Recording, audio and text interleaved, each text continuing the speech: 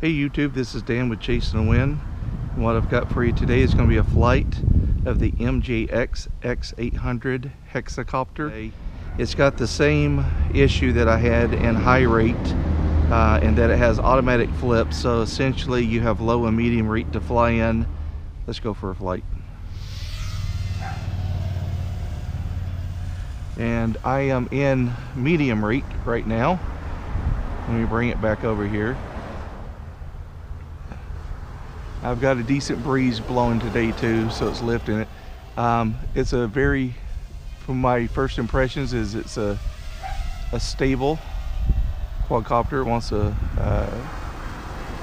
just kind of float around, so it's a stable flyer. The wind's picking it up. Let me check. It's got a shallow pitch on it, just like the MJX X600 has.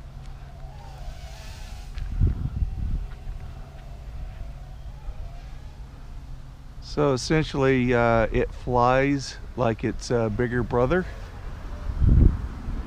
and that it needs a little more turning space because of the shallow pitch on it.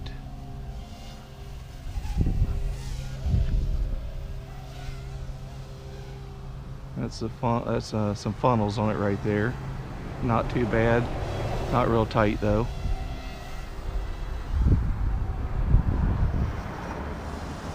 And right now I'm in medium rate. There's the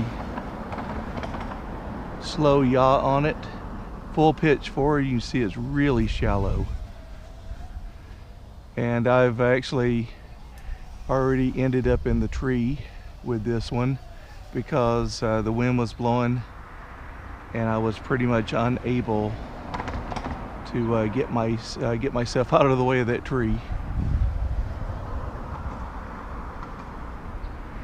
This again I would not term as a beginner's quadcopter, only because it's all one color. It does have a couple of orange LEDs in the back, but you really can't see them until it's right up on you. So you have to know how to fly by movement alone.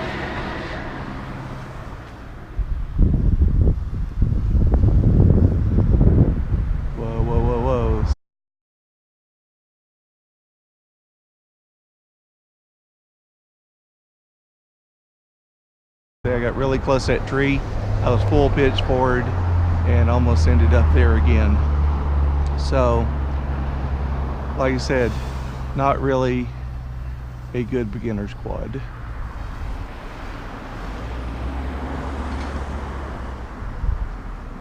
I'll bring it down a little closer. It is a nice stable flyer. It's real smooth. Turns are really nice and smooth.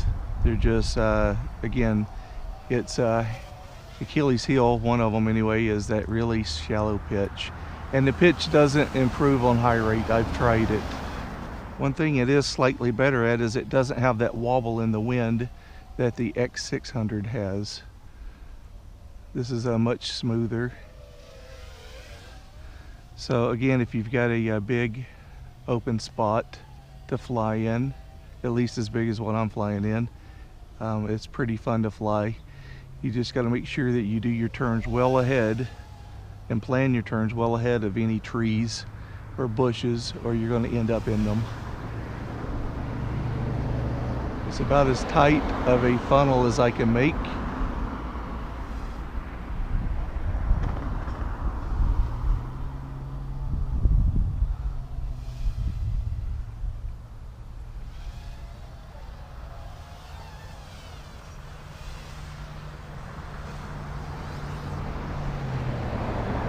This uses a 3.7 volt 750 milliamp battery.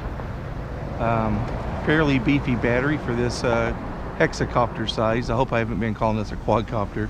It's a hexacopter.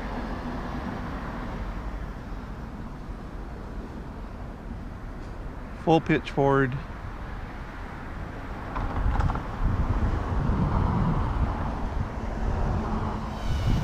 It's a nice looking hexacopter.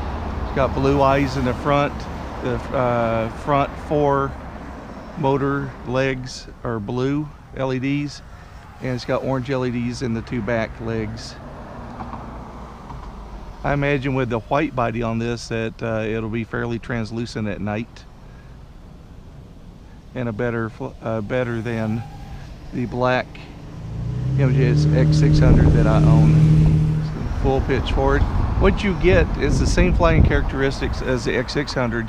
Is when you turn and you give it full pitch forward, it slides or slips in the air, and it can slip for quite a ways. Like here, there you go. See, it's still slipping. It finally caught.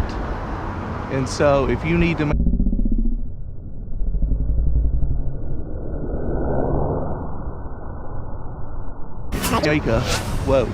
if you need to make a quick turn, you're not going to be able to do it, because you'll make the turn and the hexacopter will continue to slide in the previous direction, the direction you don't want to be going in.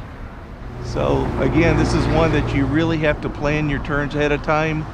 Don't put yourself in a situation where you have to turn suddenly to try to power your way out, because the shallow pitch and the sliding on this, and the sliding is due to that shallow pitch.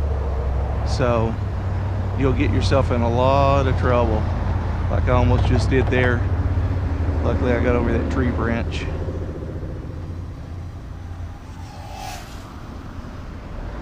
But it's a fun little hexacopter to fly.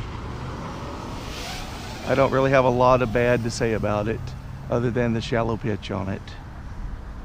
But the shallow pitch will make it somewhat unflyable for inexperienced pilots, and also being all one color, this is not really a beginner's hexacopter. So the LVC warning lights are on, and there it went. I got about maybe 30 seconds on those lights and almost ended up in the gutter here. So this is Dan with Jason Wynn signing out, and this is my first look at the MJX X800.